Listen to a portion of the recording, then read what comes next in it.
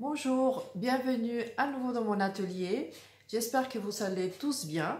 Ce matin c'est dimanche, il fait pas très beau, mais la lumière de mon atelier ça va. Donc me suis dit, je vais profiter pour faire une petite vidéo sur un sujet qui me tient vraiment à cœur parce que c'est un sujet qui perturbe beaucoup de personnes et qui m'a un petit peu perturbée aussi avant. Donc c'est quoi ce sujet? Ce sujet, c'est le talent.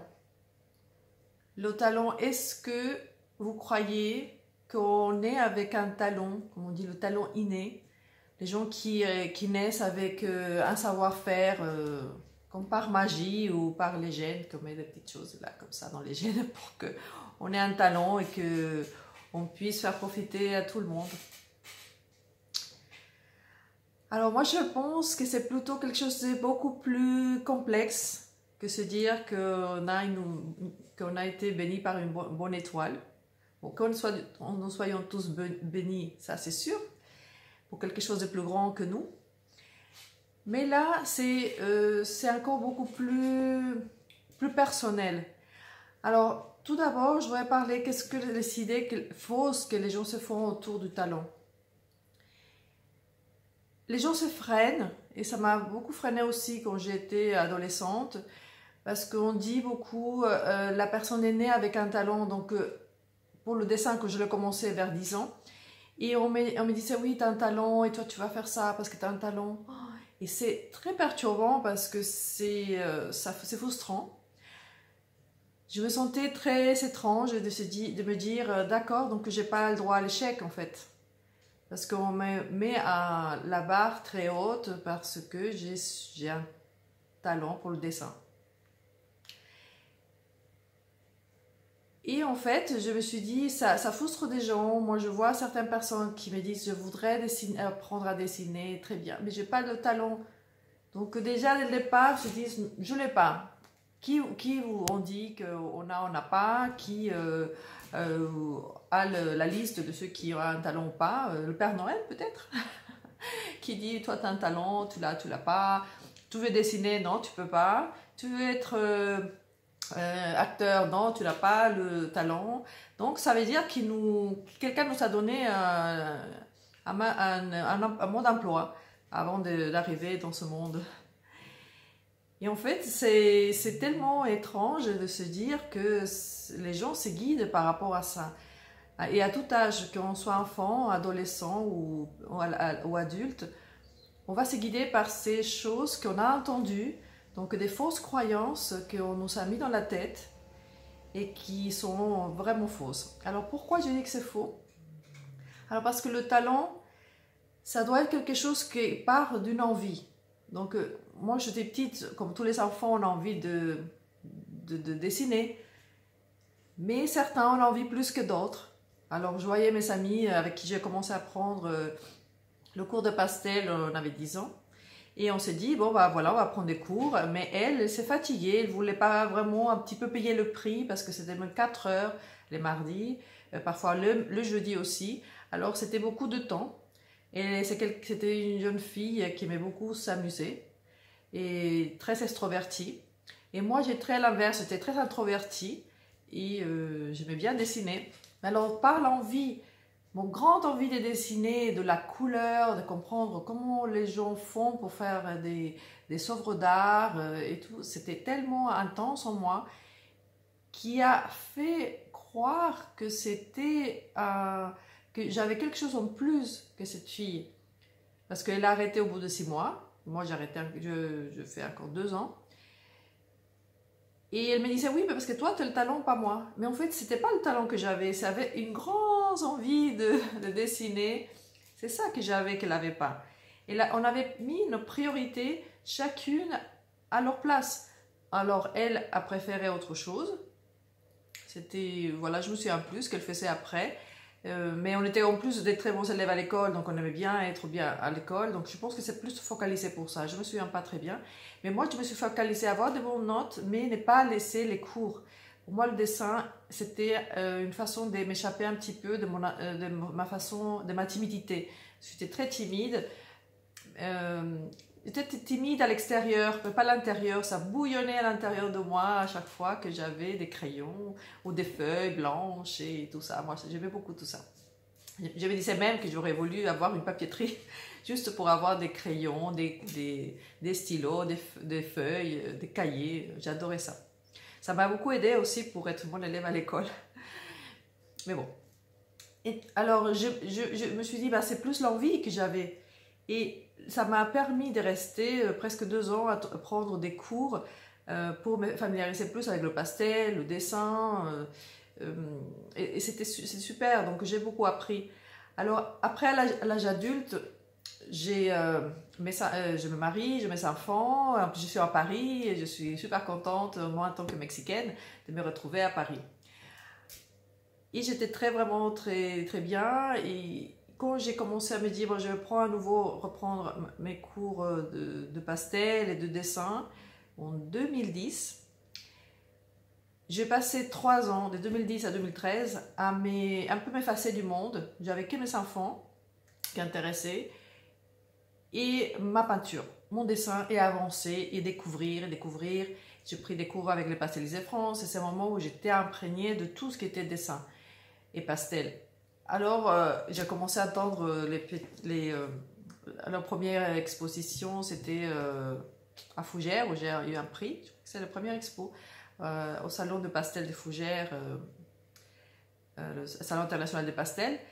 Et là, on m'a dit, je vais gagner un prix. Et me disait, ah, c'est super, mais comme tu as du talent. Et je commençais à nouveau à retrouver voilà, le talent qui me perturbait beaucoup. Mais je me suis laissée emporter par ça. Sincèrement, je me suis dit, bon, si j'ai un talent, bah, c'est bien, c'est pour mon ego, c'était très bien. C'est pas grave. Et j'ai réussi à ce que je faisais parce que voilà, je passais beaucoup de temps pour faire ça. Et j'avais une réflexion quand même. Je ne m'étais jamais fait vraiment une vraie réflexion à ces niveaux.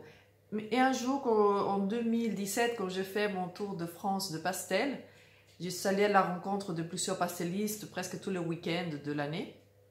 Et je suis allée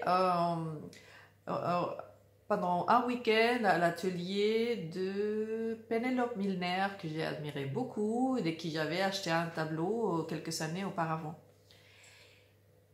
Et en parlant avec elle, une fois, je lui ai fait ma réflexion le matin. J'ai dit, oui, mais tu as du talent, c'est facile pour toi. Alors là, j'ai déclenché un truc que ça fait réfléchir énorme. Penelope Milner m'a dit, alors là, je te arrête tout de suite, avec son accent britannique. Je te arrête tout de suite. Tu ne vas pas me dire que j'ai du talent. Le talent n'existe pas. Et j'étais comme ça, confrontée à...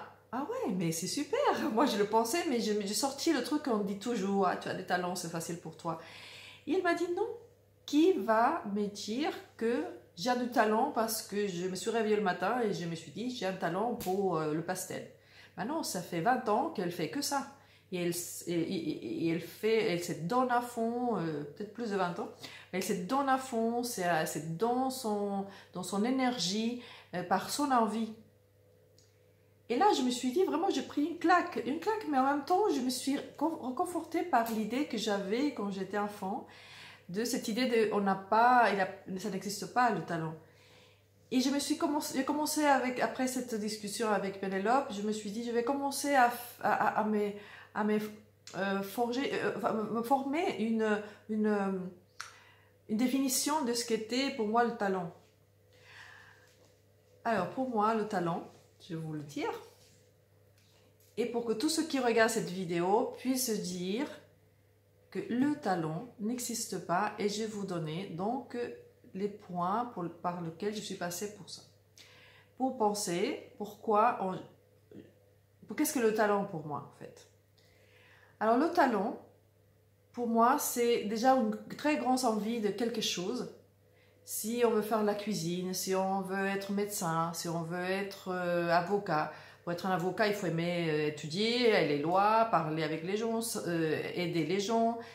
Si on veut être médecin, c'est pareil. Donc cette grosse envie qu'on a profondément et on va la fructifier en passant énormément de temps à se former, à chercher les gens qui ont réussi, pour nous porter encore plus de richesses. Et c'est tous ces ces personnes qu'on rencontre, ce temps qu'on va donner, qui va nous faire qu'on s'améliore sur un point important pour nous. Donc, pour le dessin, si on revient à mon sujet dessin, c'est que le dessin, je ne peux pas dire que c'est un talent, c'est un prix à payer pour devenir meilleur, la meilleure version de soi-même par rapport à quelque chose, un thème donné. Donc moi, c'est le dessin. Donc je passe énormément, vraiment de temps. Je me réveille à 6 heures, bon, j'ai 1 heure ou 2 heures de lecture sur des thèmes divers. Et ensuite, je passe mon temps à dessiner. Ma passion, qui est la peinture, enfin le dessin et la couleur, le dessin de base, bien sûr, super important, que j'adore, et le crayon couleur et le pastel. Je me suis concentrée sur ces 3 disciplines de dessin pour passer, je passe parfois 10 heures à faire que ça, mais ma vie tourne autour de ça. Donc, ma vie tourne autour de ça, je donne des cours, je fais de ma passion, ma profession. Donc, je gagne ma vie avec ça et j'adore. Alors, j'expose, je partage beaucoup avec mes élèves, beaucoup avec ma chaîne YouTube, justement c'est pour cette raison que je fais cette vidéo, pour vraiment montrer ce qui est important pour moi, pour que vous puissiez être peut-être rassurés, de vous dire que si vous avez envie de faire quelque chose, ce n'est pas le talent que quelqu'un va vous dire tu as ou pas un talent. Le talent, ça viendra parce que vous allez déjà vous décider que c'est par exemple le dessin que vous voulez faire.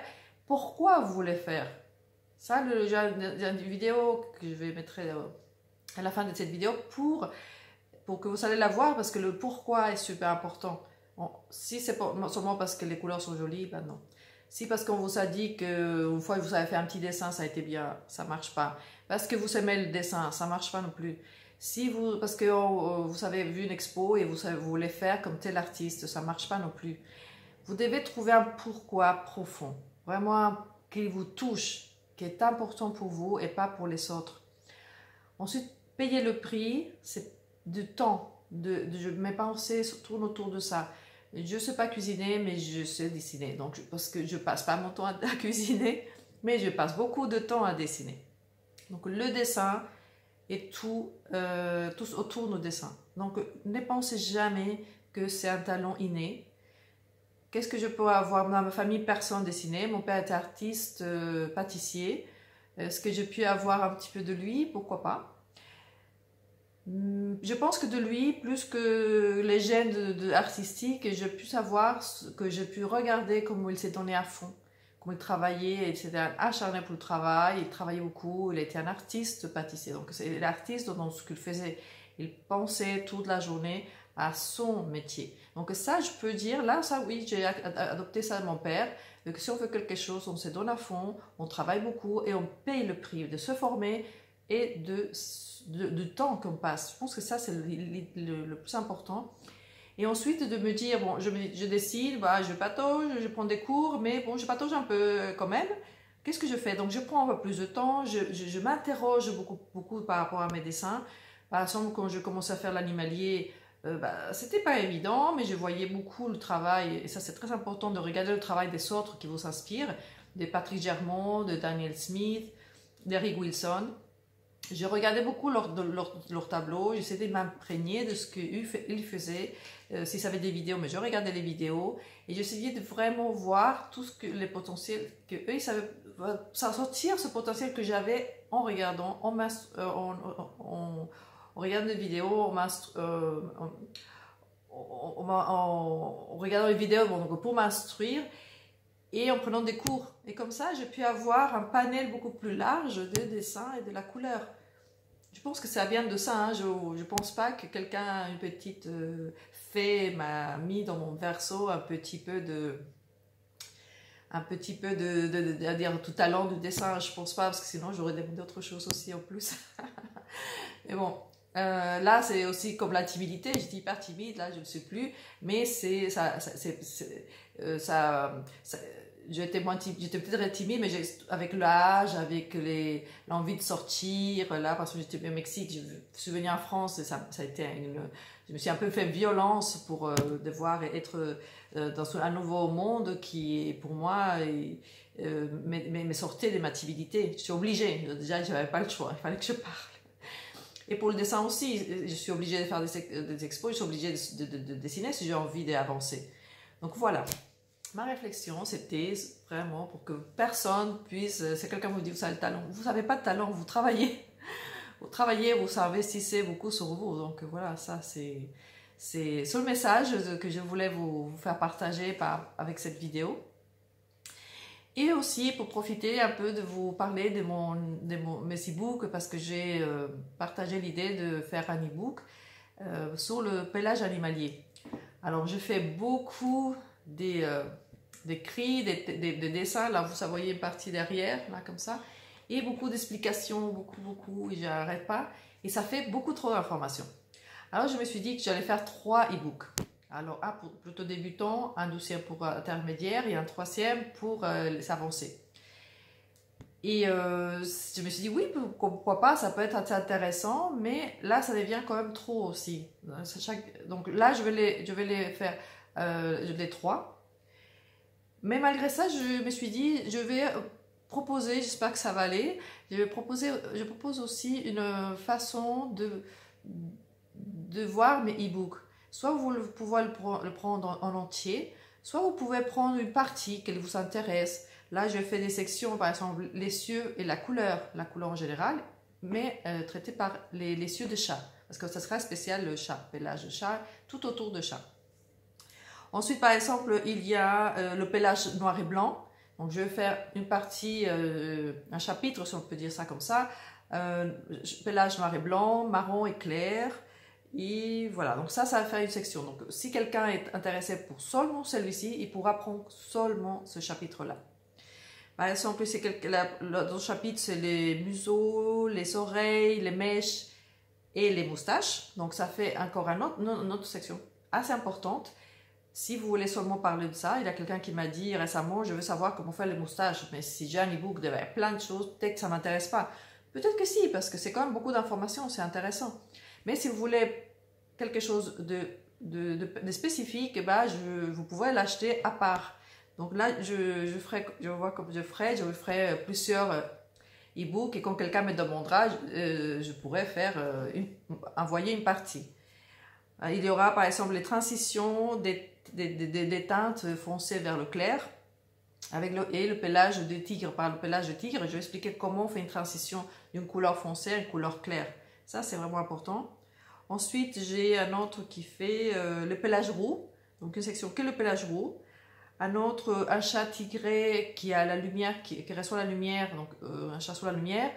Et un chat noir qui va recevoir de la lumière. Donc, ça fait donc ce côté de comment mettre de la lumière sur le pelage.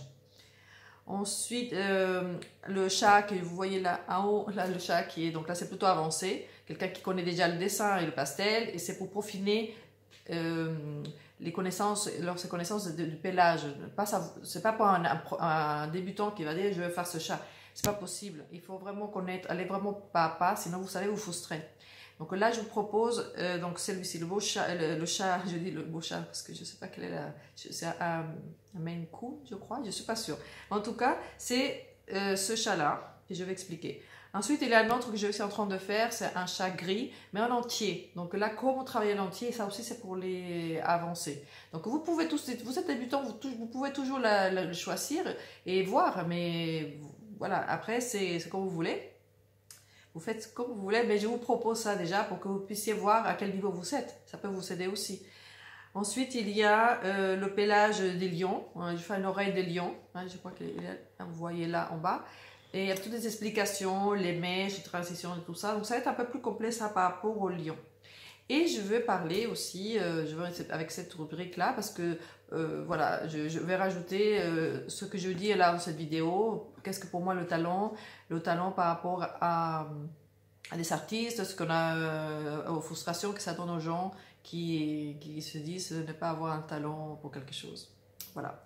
Donc ça, ce sera les thèmes. Et les thèmes les thèmes généraux qu'il y aura toujours à chaque fois, chaque ebook, il y aura toujours, j'ai mis des astuces du jour, et il y a les thèmes que je mets toujours au début, les annexes, tout ce qui va vous aider que vous faites, pour faire n'importe quel chapitre de mes ebooks. Donc soit vous pouvez l'acheter en entier, il y en aura 3, soit vous pouvez prendre par chapitre. Donc vous pourrez prendre le chapitre par exemple, les cieux et la couleur. Et comme ça, vous pourrez savoir, vous êtes intéressé sur les cieux, parce que le reste, ça va, il n'y a pas de souci. Vous prenez seulement un chapitre de mon ebook. Comme ça, vous n'êtes pas obligé de tout avoir. Et voilà, c'est pour proposer encore une chose différente. J'aime bien avoir des idées différentes. Voilà, c'est une amie qui m'a aidé à peaufiner cette idée.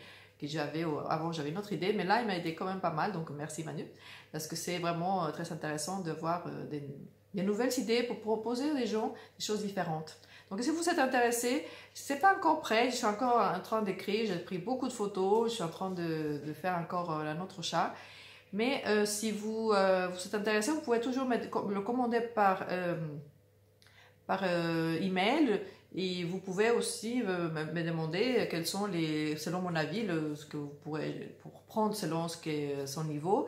Si vous voulez que je vous appelle par Messenger ou WhatsApp, Messenger peut-être ça peut être plus simple parce que beaucoup en Facebook, ou par Instagram, vous pouvez m'appeler, j'appelle et on peut avoir une discussion par rapport à ça si vous voulez. Parce qu'au niveau de cours, au niveau de e-book, et surtout aussi, après je vous parlerai de ça, je suis très contente, je suis en train il reste encore 3 séances pour le dessin évolution, ça se passe super bien. Donc je vais proposer un stage, c'est intensif, donc c'est pas des cours de 2 heures par semaine, c'est vraiment un intensif d'une semaine pour le dessin, pour le pastel et pour le crayon couleur. Et en juillet, je crois que si je viens de 4 au 9 juillet, je fais spécial chat. Tous les après-midi, 6 après-midi, spécial chat, où on va mettre tout ce qu'on peut à pratiquer. Donc on va pratiquer tous par rapport au chat. Et si vous savez déjà l'e-book avant, j'espère l'avoir fait déjà avant, ça va vous aider à suivre ce stage. Donc c'est un stage intensif, c'est pas que des cours simples comme je fais d'habitude, c'est un intensif pendant 6 jours où on met le paquet pour apprendre tout sur le chat. Bien, je vous donnerai d'autres informations dans mes autres vidéos. En tout cas, merci pour ceux qui ont suivi. Si vous avez envie d'apprendre n'importe quelle technique et surtout le dessin, vous avez pas de talent, vous allez créer le talent. Le talent, ce n'est pas inné, vous allez le créer, vous allez le développer et vous allez arriver à la même distance de vos rêves. Si vous avez un rêve haut, vous pouvez arriver vraiment, vraiment très, très haut. Et quelque chose que je pourrais dire, c'est peut-être un peu difficile à croire, mais la seule chose qui vous sépare de la personne ou des artistes incroyables qu'on voit et qu'on admire, par exemple, qu'est-ce qui me sépare à moi de Eric Wilson ou Patrick Germont ou de Daniel Smith, que j'aime beaucoup en animalier, c'est le temps et la pratique et le cœur que je mets à ce que je cherche. Donc si vous voulez être un Eric Wilson, un Dan Smith ou un Patrick Germont en animalier, pas de souci, travaillez, mais donnez-vous la possibilité de payer le prix de l'apprentissage. Et vous arriverez, c'est la seule chose qui vous retient par rapport à eux. En tout cas, merci, prenez bien soin de vous et à bientôt pour une nouvelle vidéo. Merci.